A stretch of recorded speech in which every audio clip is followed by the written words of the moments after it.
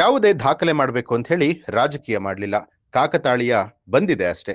ದೇವರಾಜ ಅರಸು ಅವರು ಎಷ್ಟು ದಿನ ಎಷ್ಟು ವರ್ಷ ಆಡಳಿತವನ್ನ ಮಾಡಿದ್ದಾರೆ ಅಂತ ಗೊತ್ತಿರಲಿಲ್ಲ. ಇವತ್ತು ದೇವರಾಜ ಅರಸು ಅವರ ಮತ್ತು ಜನರ ಆಶೀರ್ವಾದದಿಂದ ಅದನ್ನ ಮುರಿಯುವ ಅವಕಾಶ ಸಿಕ್ಕಿದೆ. ನಾಳೆ ಆದ್ರೆ ಅದು ಬ್ರೇಕ್ ಆಗುತ್ತೆ ಅಂತ ಹೇಳಿ ಸಿಎಂ ಸಿದ್ದರಾಮಯ್ಯ ಅವರು ಹೇಳಿದ್ರು. ಮೈಸೂರಿನಲ್ಲಿ ಮಾಧ್ಯಮಗಳೊಂದಿಗೆ ಮಾತನಾಡಿದಂತಹ ಅವರು, ಇಷ್ಟು ವರ್ಷದ ರಾಜಕಾರಣ ತೃಪ್ತಿ ಇದೆ. ರಾಜಕಾರಣ ಅಂದ್ರೆ ಬಡವರು, ದಲಿತರು, ಹಿಂದುಳಿದವರಿಗೆ ನ್ಯಾಯ ಕೊಡಿಸುವಂತ ಕೆಲಸ ಮಾಡಿದ್ದು ಸಾಕಷ್ಟು ತೃಪ್ತಿ ಇದೆ.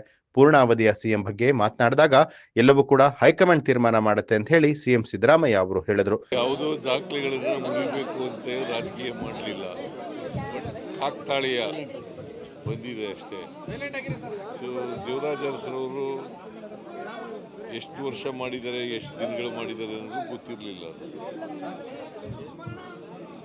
ಇವತ್ತು ದೇವರಾಜ ಅರಸರವರ ಜನರ ಆಶೀರ್ವಾದದಿಂದ ಅದನ್ನು ಮುರಿತಕ್ಕಂಥ ಅವಕಾಶ ಸಿಕ್ಕಿದೆ, ನನಗೆ ಸಮ ಮಾಡ್ತಕ್ಕಂಥ ಅವಕಾಶ ಸಿಕ್ಕಿದೆ.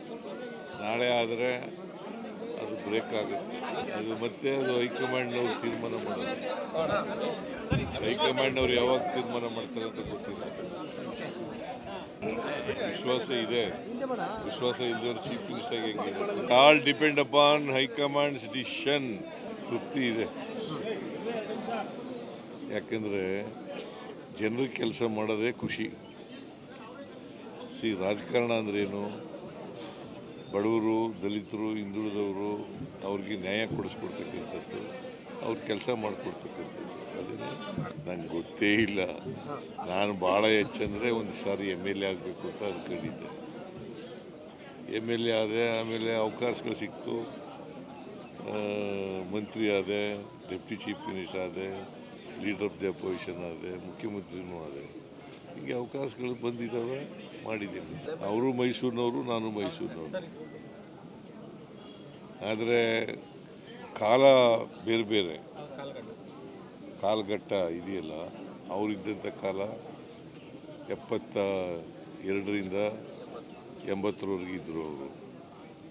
ನಾನು 2 ಟರ್ಮ್ ಇದ್ದೀನಿ, 83ರಿಂದ 2013ರಿಂದ 18ರವರೆಗೆ, ಮತ್ತು 2023ರಿಂದ ಇಲ್ಲಿವರೆಗೆ ಇದ್ದೀನಿ. ಮುಂದೆ ಹೈಕಮಾಂಡ್ನವ್ರು ಏನು ತೀರ್ಮಾನ ಮಾಡ್ತಾರೆ ನೋಡ್ಕೊಂಡು. ನೋಡಪ್ಪ, ಸಮಾಜದಲ್ಲಿ ಇನ್ನೂ ಅಸಮಾನತೆ ಇದೆ.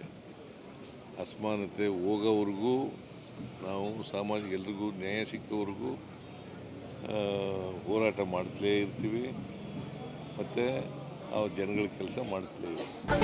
ನ್ಯೂಸ್ ಅಲರ್ಟ್, ನಿಮ್ಮಿಂದ ನಿಮಗಾಗಿ.